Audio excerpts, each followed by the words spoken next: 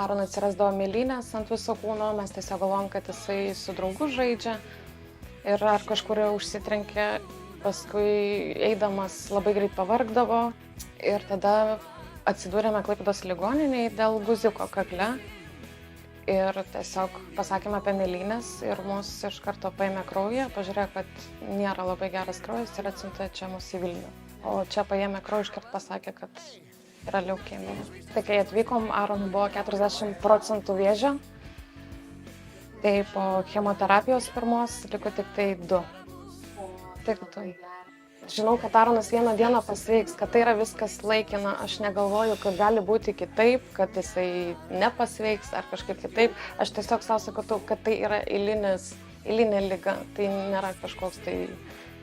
Aš save taip godžiu. Turiu ir artimųjų, kurie mane palaiko, draugę turiu gerą, kuri mane palaiko, išklauso ir tai yra svarbiausia tokiu momentu žmonių palaikymas. Bet taip greitai ne, mes tiesiog užpildėm tas svajones ir žiūriu, kad po kelių dienų iš karto paskambino, tai tiesiog pati su šypsena noriu iš Aronu pasidžiaugti, o negaliu, tai galvoju, reikia išlaukti kažkaip. Tai man svarbiausia, kad Aronas labai laimingas po jūsų apsilankymą, tikrai.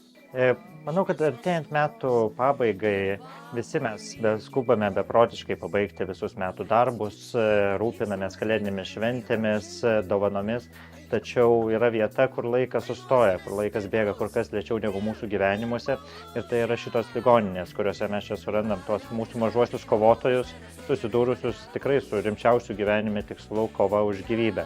Ir kai ateini čia, kai pamatai tas akis, kai matai tą energiją, kaip jie tikrai stipriai stengiasi dėl savo pagrindinio tikslo, supranti, kad tikrai yra ko pasimokyti iš jų.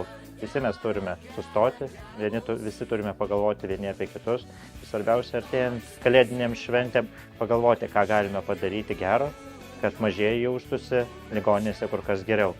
Mums svajonių išpildymas tikrai yra palyginus smulkmena, jiem dažnai tai būna didžiulė paskata kovoti dėl gyvybės.